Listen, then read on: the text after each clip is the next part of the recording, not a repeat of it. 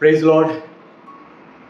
இந்த பிப்ரவரி மாதம் உங்களுடைய வாழ்க்கையில், உங்களுடைய குடும்பத்தில், உங்களுடைய பிள்ளைகளுடைய வாழ்க்கையில் நீங்கள் கையிட்டு செய்கிற ஒவ்வொரு காரியங்களிலும் தேவன், அவருடைய கரம், அவருடைய அன்பு, அவருடைய ஆசீர்வாதம் உங்களோடு இருக்கும்.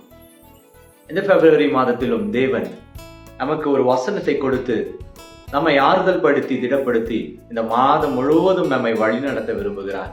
சங்கீதம் 147 அதிகாரத்துல 11வது வசனம், தமக்கு பயந்து தமது கிருபைக்கு காத்திருக்கிறவர்கள் மேல் கர்த்தர் பிரியமாயிருக்கிறார் என்று எழுதப்பட்டிருக்கிறது. ஆமா என் சகோதரனை, சகோதரியே, இந்த மாதம் அநேகருக்கு பரீட்சையின் மாதமாயிருக்கும். Examination month. நிறைய ஸ்கூல்ஸ், காலேஜஸ், ஸ்டூடெண்ட்ஸ் அவர்களுடைய இந்த ஒரு வருடத்தின் திறமையெல்லாம் ஒரே ஒரு மாதத்துல நடைபெறக்கூடிய அந்த கடைசி பரீட்சையின் மூலமாக விளங்கும். என் அருமை சகோதரனே, நாம் இதுவரைக்கும் அநேக காரியங்களுக்கு காத்து கொண்டிருந்திருப்போம். நினைச்சு பாருங்க, நம்மளுடைய வாழ்க்கையில ஒரு சொத்தை வாங்கவோ விற்கவோ காத்து கொண்டிருப்போம். ஒரு பணத்தை இன்வெஸ்ட் பண்ணிட்டு அது மல்டிப்ளை ஆக காத்து கொண்டிருப்போம். ஒரு வியாதியில இருப்பவர்கள் டாக்டர் கிட்ட போய் அந்த வியாதி குணமாக வீட்டுல ரெஸ்ட் எடுத்துட்டு காத்து கொண்டு இருப்போம்.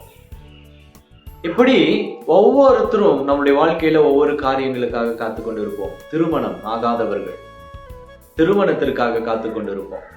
பிள்ளை இல்லாதவர்கள் பிள்ளைக்காக காத்து கொண்டு இருப்போம். இந்த உலகத்துல ஒவ்வொரு மனிதனுக்கும் தேவைகள் உண்டு. அந்த தேவைகளுக்காக நாம் காத்து கொண்டிருப்போம். இங்க வேதாகமம் ஒரு காத்திருப்பை பற்றி உங்களுக்கு கற்றுக் கொடுக்குது. எப்படிப்பட்ட காத்திருப்பு என்றா, தமக்கு பயந்து. இந்த தமக்குன்ற வார்த்தை யாருன்னா ஆண்டவருக்கு பயந்துன்னு அர்த்தம். கிறிஸ்துவுக்கு, இயேசுவுக்கு பயந்துன்னு அர்த்தம். கடவுளுக்கு பயந்துன்னு அர்த்தம்.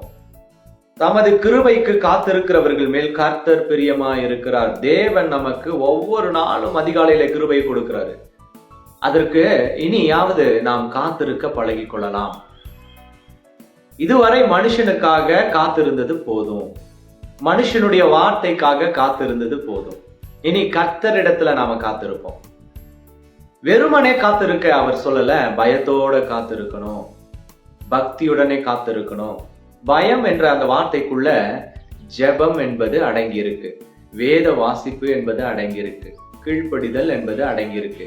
இவை எல்லாவற்றிலும் தேவன் மீது நாம் வைத்திருக்கிற அன்பின் நிமித்தமாக அவர் நம்மை காண்கிறவர் என்று நினைத்து அவரிடத்துல பயந்து இருக்கணும் என்று சொல்லுகிறார். என் அருமை சகோதரனே, இந்த நாள் வரைக்கும் அதிகாலையில எழுந்து எத்தனை பேர் முழங்கால் படிட்டு ஜெபித்திருப்போம் தெரியாது. என் அருமை வாலிப பிள்ளையே, இந்த வாழ்க்கையில, இந்த ஸ்கூல் டேஸ்ல, காலேஜ் டேஸ்ல நீங்க எத்தனை பேர் தேவனிடத்துல முழங்கால் படிட்டு அதிகாலையில அவரிடத்துல கண் விழித்து அவரிடத்துல கேட்டு பெற்றுக்கொண்டு இருப்போம் என்று தெரியாது. ஆனா இந்த நொடி பொழுதிலிருந்து இதை பார்த்து கொண்டிருக்கீங்களா? இன்றையிலிருந்து தேவனிடத்துல நீங்க என்ன தெரியுமா செய்ய போறீங்க? முழங்காலிட போறீங்க, காத்து பெற்றுக்கொள்ள போறீங்க. நீங்க முழங்கால் படியிட்டு தேவனிடத்துல கேட்டா அவர் தருபவரா இருக்கிறார். உங்களுக்கு இந்த மாதத்துல நீங்கள் பயத்தோடு இருக்கலாம், பதட்டத்தோட இருக்கலாம். அந்த பயத்தையும் பதட்டத்தையும் தேவன் எடுத்து போட்டு அவரிடத்துல பயந்து அவருடைய கிருபைகளுக்காக காத்திருக்கிற உண்மையிலும் தேவன் இறங்குவார். எல்லா சூழ்நிலையிலும் அவர் உன்னை பிரியமாக வைத்துக் கொள்வார், பிரியமாக நடத்துவார். எல்லா இடத்திலும் உன்னை கண்மணி போல காத்து வழி நடத்துவார். இந்த மாதம் உனக்கும் உங்களுடைய குடும்பத்திலும் நீங்கள் கையிட்டு செய்கிற எல்லா காரியங்களிலும், நீங்கள் உங்களுடைய பிள்ளைகளின் பற்றியதான பிரயாசத்திலும், அந்த பிள்ளைகளுடைய வாழ்க்கையிலும், திருமணமானவர்கள் ஆகாதவர்கள் உங்களுடைய வாழ்க்கையிலும், குழந்தை இல்லாதவர்கள், வேதனையில் இருப்பவர்கள், கடன் பிரச்சனையில் இருப்பவர்கள், வெளிநாட்டில் இருப்பவர்கள் என்று சொல்லி ஒவ்வொருவரும் ஏதோ ஒரு காரியத்துக்கு காத்து கொண்டு இருக்கீங்களா? அந்த காரியத்தை தேவன் நிறைவடைய செய்வார். தேவனிடத்துல காத்திருப்போமா? இந்த நாள், இந்த மாதம் உங்களை தேவன் ஆசீர்வாதமாய் வழி நடத்துவாராக. ஹம்பிள் பிகினிங் மினிஸ்ட்ரி மூலியமாக இந்த வாழ்த்துதலை, ஆசீர்வாதத்தை உங்களுக்கு சொல்வதில் மிகுந்த மகிழ்ச்சி அடைகிறேன். God bless you. God bless you.